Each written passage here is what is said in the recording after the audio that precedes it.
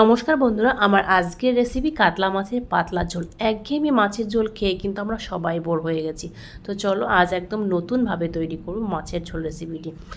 আর এখানে আমি কাতলা মাছ নিয়েছি, এটা রুই মাছ দিয়েও কিন্তু করতে পারো, মানে যে কোনো মাছ দিয়েই করতে পারো। তো আমি এখানে 5 পিস মাছ নিয়েছি। নুন হলুদ দিয়ে মাছটাকে প্রথমে ম্যারিনেট করে নেব। পরিমাণ মতো দিয়ে দিলাম নুন, আর দিয়ে দিচ্ছি হলুদ গুঁড়ো। এর মধ্যে সামান্য তেল আর কাশ্মীরি লঙ্কা গুঁড়োটাও কিন্তু অ্যাড করতে পারো, কিন্তু সেটা কিন্তু একদমই দরকার নেই।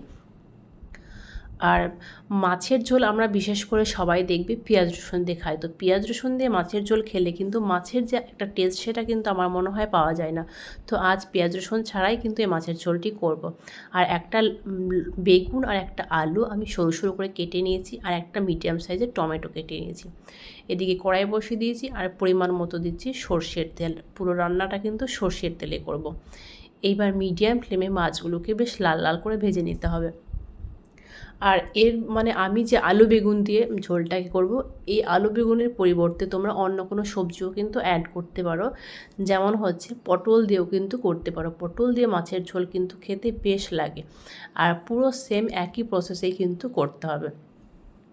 আর বেগুন দিয়ে করলে তো বেশি ভালো হয়। তো আর বেগুনের যে টেস্ট, সেই বেগুনটা যে কালো লম্বা সরু বেগুনটা হয়, সেই বেগুন দিয়ে কিন্তু করতে হবে।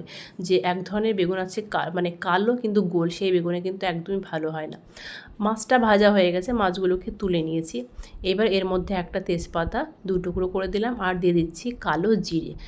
যারা কালো জিরে একদমই খাও না, অ্যাভয়েড করো, মানে তারা হচ্ছে কালো জিরের পরিবর্তে গোটা জিরেটা ব্যবহার করতে পারো। কিছুক্ষণ নাড়াচাড়া করে নেওয়ার পরে আলু দিয়ে দিলাম। আলুটা মানে একদম মিডিয়াম ফ্লেমে কিন্তু 2 থেকে 3 মিনিট মতো ভেজে নিতে হবে। আর সামান্য নুন অ্যাড করলাম।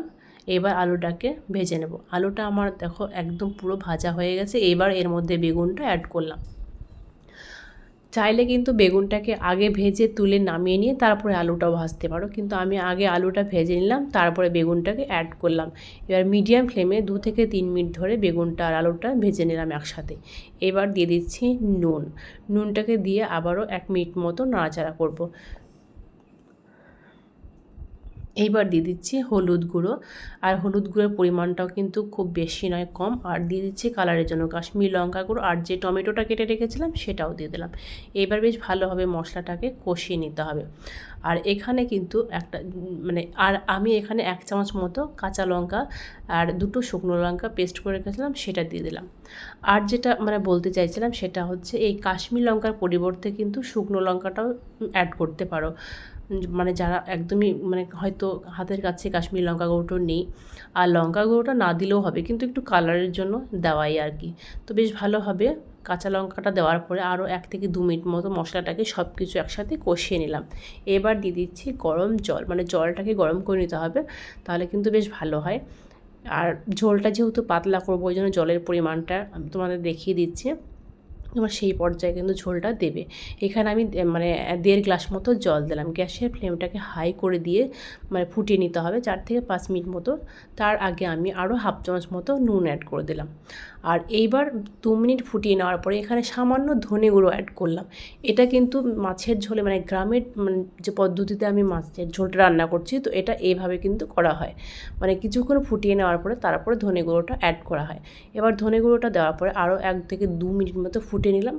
ফুটিয়ে নেওয়ার পরে এবার ভাজা মাছগুলোকে দিয়ে দিচ্ছি। ঝোলের মধ্যে যদি ধনে গুঁড়োটা না দিতে চাও, তাহলে কিন্তু যে মশলাটা প্রথমে আলু বেগুন কষানো হলো তার মধ্যেও অ্যাড করে দিতে পারো। আমি কিন্তু সেভাবে করলাম না।